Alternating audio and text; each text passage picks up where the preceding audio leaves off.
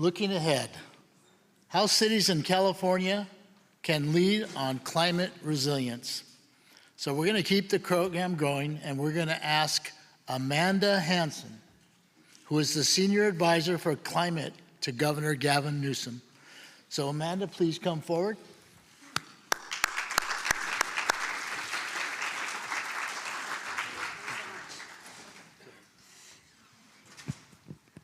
Hi, everyone.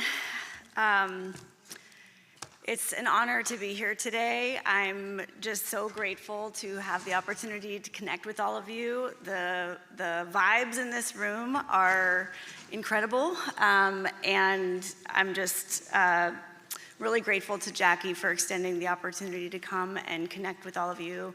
She recommended that I take a little bit of time to walk through California's approach to climate change, just top line. I'm going to zoom out a little bit and talk about California's role globally, but then I'm going to zoom right back into the place where it happens, which is here at the local level. So I'll just start by saying a lot of times in the climate change world, there's a lot of technical words that are used. So I always find it helpful to sort of level set at the beginning of what are we talking about? So climate action is, if you think about a coin, two sides of a coin, you've got stopping the problem, which is reducing our emissions, sequestering, storing carbon. That's called climate mitigation. And then there's adapting to the reality of the impacts of climate change, which are happening at a faster rate than we even expected. And that work is often referred to as climate adaptation or building resilience. And California has a really, really robust strategy for both sides of that coin. And wherever possible, we are wanting to take actions that deliver on both at the same time. So I'll start by talking a little bit about our climate mitigation agenda. California has long focused on reducing our emissions and becoming as clean of an economy as possible. Cleaner air, cleaner water, clean environment. This has been important to Californians forever. And so we're lucky enough to have taken very early action. This is it's been a bipartisan effort in California, which is another thing that people are really proud of here. And that mitigation work really kind of culminates in a new roadmap for achieving our emission reduction targets every 5 years. And this roadmap is it's called the scoping plan.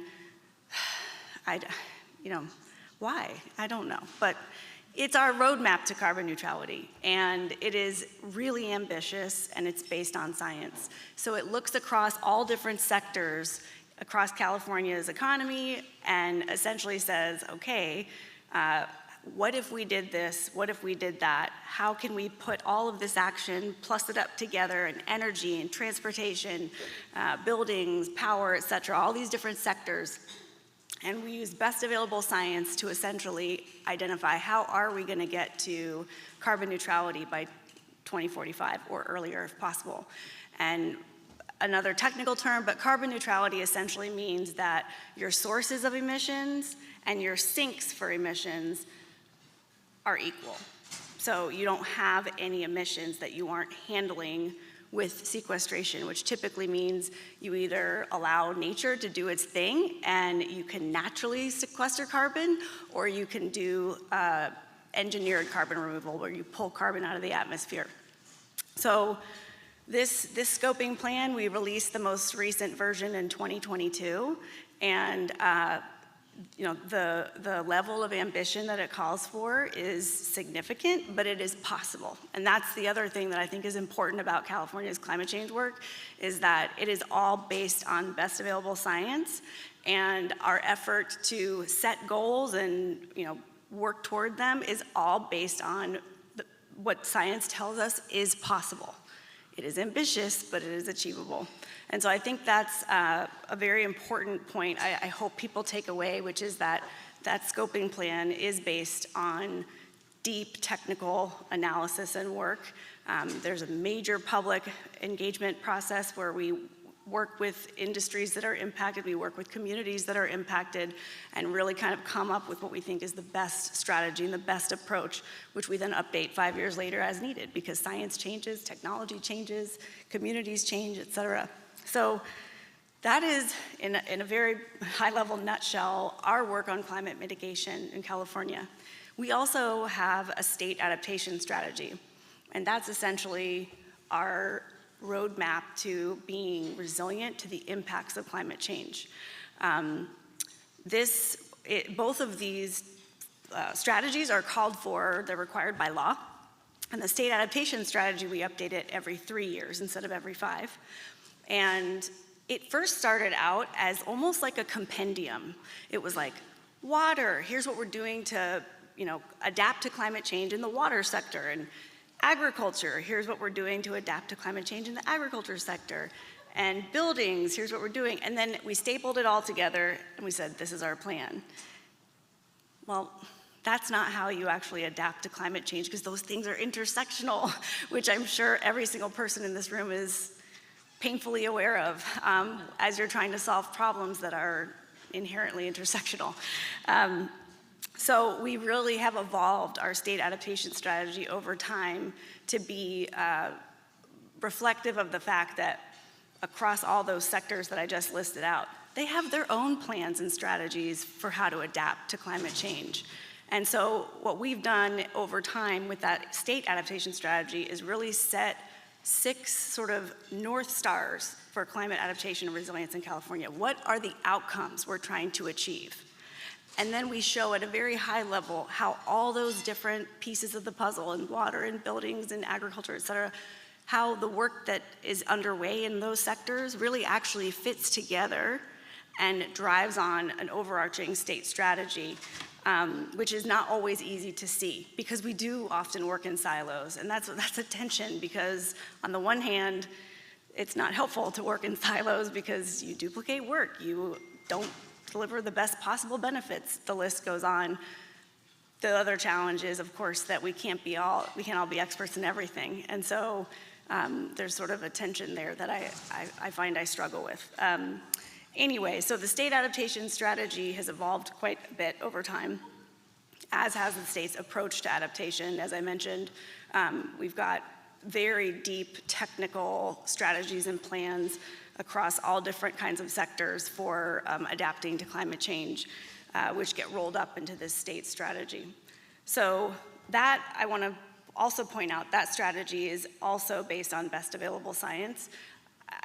I might be incorrect about this, but I'm pretty sure that California is the only state that does some of the climate projection downscaling that the earlier presenters were walking through, that essentially take these global climate models. What is climate change going to bring?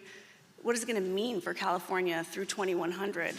Well, we have, again, required by law, we have climate change assessments. And that is work that is done with major researchers across the state to understand at a very technical level, but also sort of cross-sector level, what is climate change going to mean for California? What are the impacts going to mean for us? And we downscale those projections across every region of California. So if you go to the California Climate Change Assessments webpage, you'll see the most recent assessment was the 4th climate change assessment.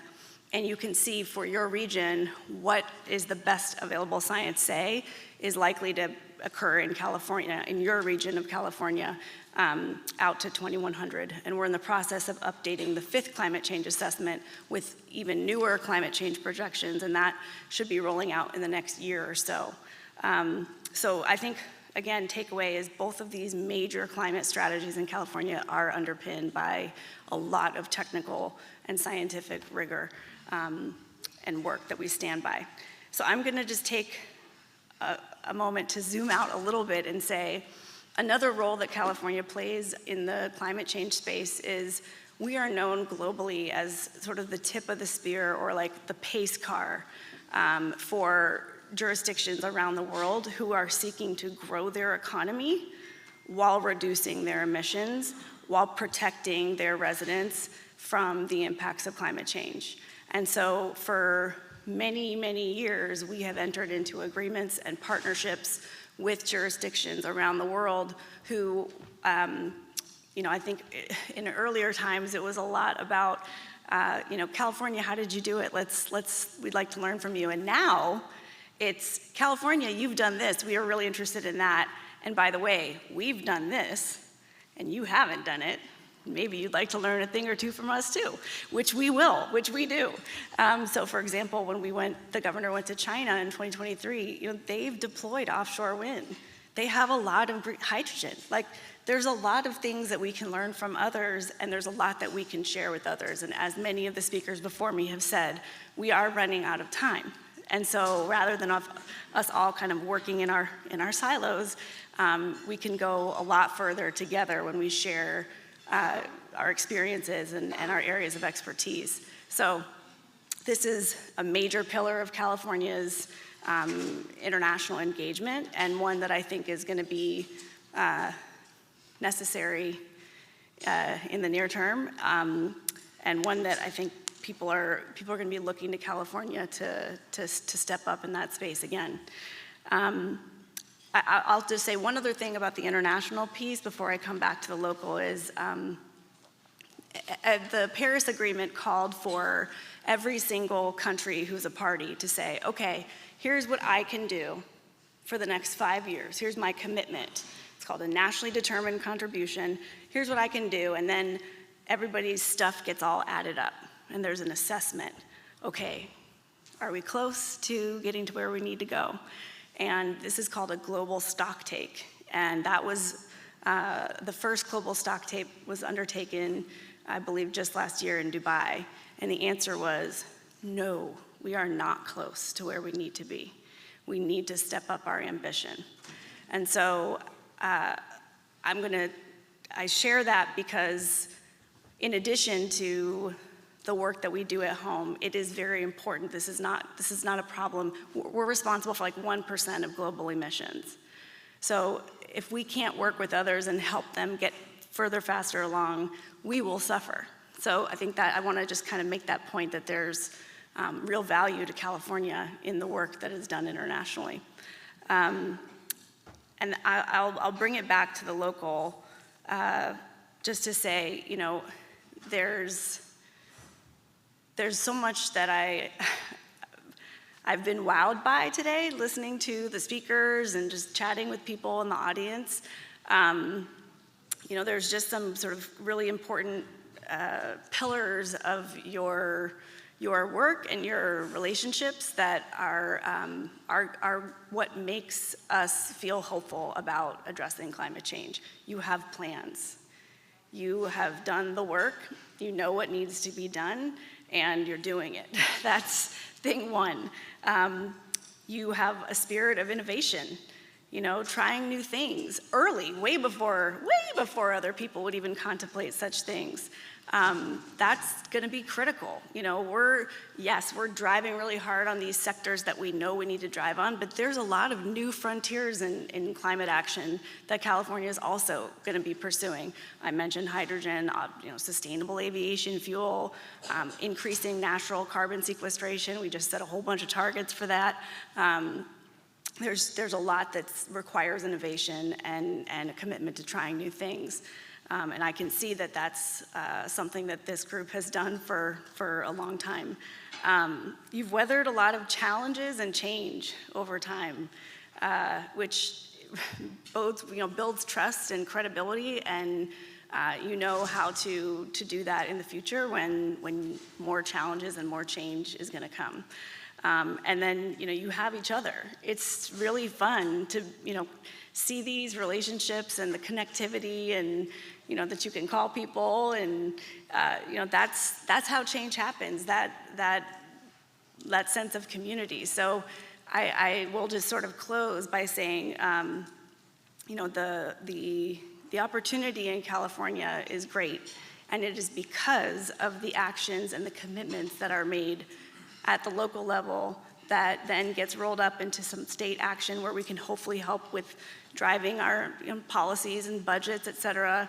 But your work and level of commitment gets reflected on and appreciated by people all around the world. So I just hope that everyone knows that and feels really proud of it, because you should.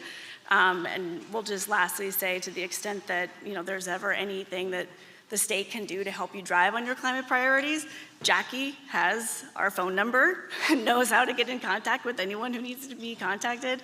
And we'd love to be as supportive as we possibly can. So thank you for allowing me the opportunity to chat. I appreciate it. Don't go anywhere. Okay. We're gonna open up. Oh, okay, great. Okay. All right. Thank you, Amanda. We really appreciate that. We have a little bit of time, so we have microphones around the room. Anybody has a question for Amanda, just throw it out there.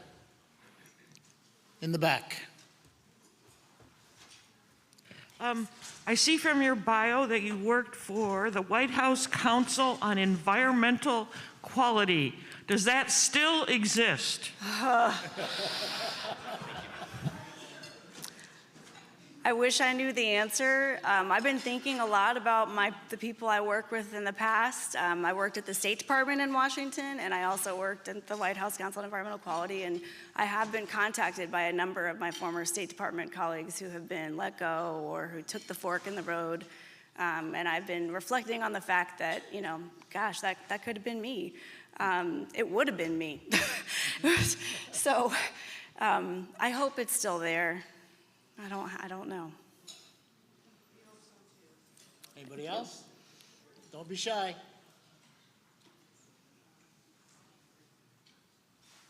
There's one. Pretty easy group here, huh? I see There's one. one. I think there's one in the back there. There's one over here also.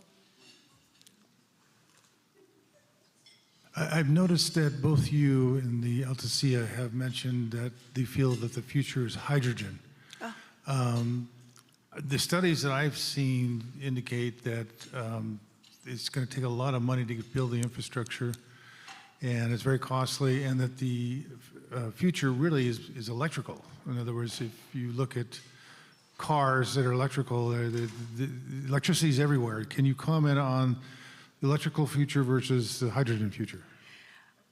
I'll just say at a very high level, we don't see those as either or, that we absolutely need to go electric, but we also have significant use for hydrogen, whether it's vehicles or other industrial uses. So not an either or, more of an and. I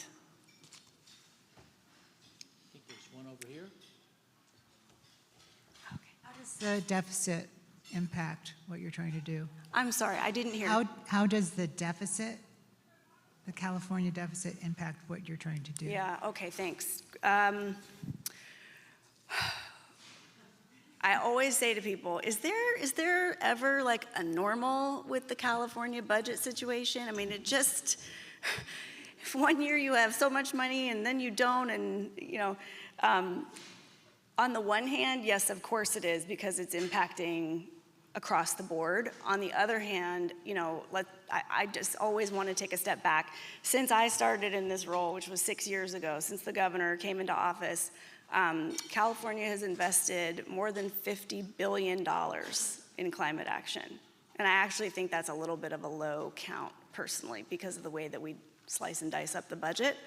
But that is a lot of money. So yes, because you could always use more money, but I think we should all be really proud of the investments that we've made, including most recently through this $10 billion climate bond that the voters passed in November. So yes and no.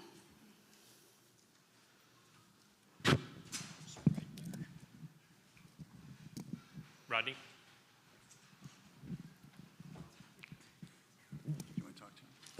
Okay.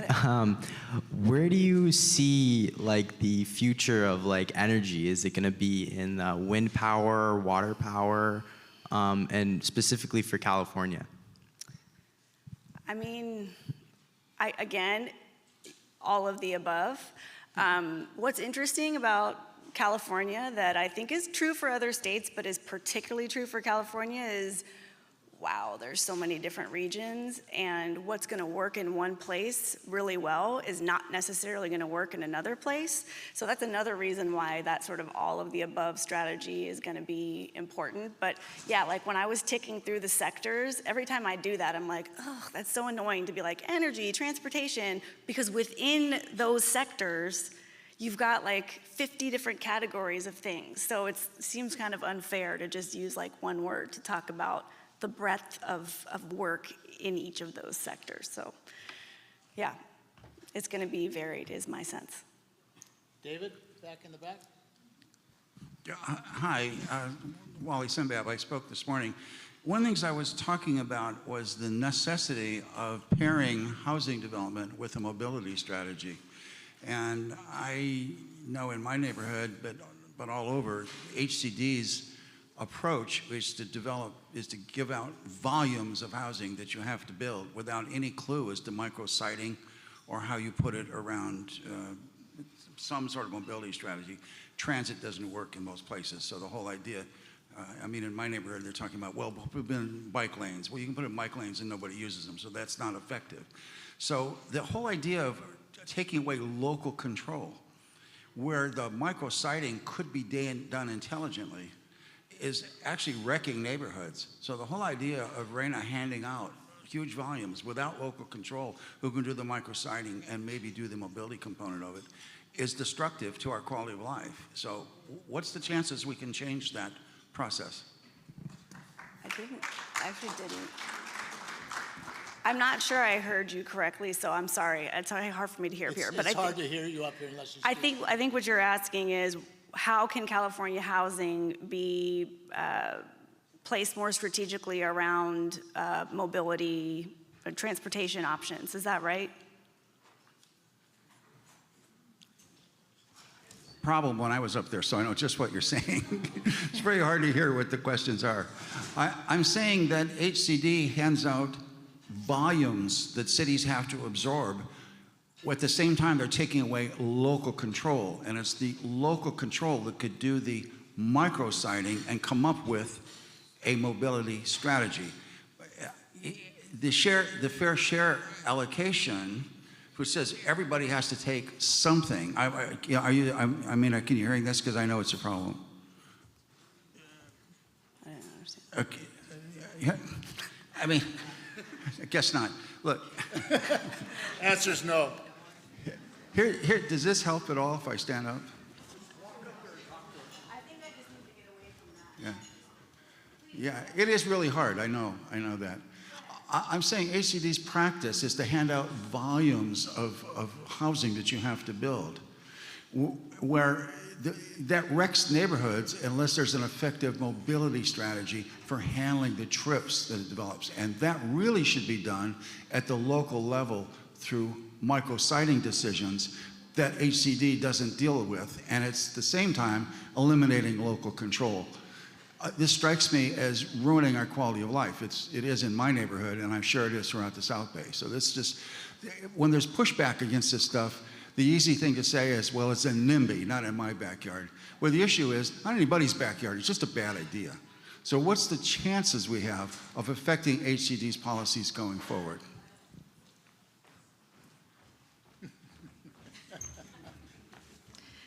Sorry. Answer's still no. Yeah, no, I mean, the answer is really actually, I don't know. I'm not super familiar with HCD's specific policies. That's not really my area of expertise, but I can commit to you to going and talking to my colleagues. Every single agency has a climate point of contact. So I work really closely with the BCSH because she sits at the agency level. I work really closely with her. And so I can commit that I will go back and I will talk to her about it and maybe follow up with Jackie and her team because it's just, I'm sorry, I just don't know a lot about that issue. Okay, I'll follow up with you directly. Sorry. Stop causing trouble, Wally. Okay, we'll take one last question. All right. My question is, because we talk about climate and clean energy, right? But then we have the California Utility Commission, that does not fall in the same path as the governor's climate policy, because they are such a big bureaucracy and they being hamp us, especially with the CCAs, because I'm part of the board of the Clean Power Alliance, that they go with the fossil fuel and Edison against the CCAs. Okay, I'm not going to get into the politics of the CPUC and the CCAs, et cetera, but I will gently push back and just say that I do think that the CPUC is driving in the same direction as the governor's agenda. They have a very hard job, and they're inheriting a lot of, or I shouldn't say they, but the current people who are working at the CPUC are inheriting a long history that is, I think, challenging to inherit.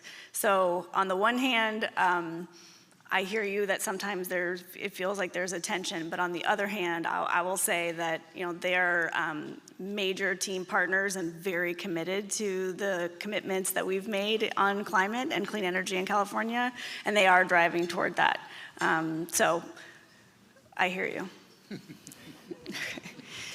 Okay. Thanks, All Amanda. right, thank We you. didn't know that, we didn't mean to throw you under the bus. Yeah, that's all right. Thank you very much. I expected it. All right, We take appreciate care. you. Thank you. Okay, but Amanda, thank you so much. We appreciate you.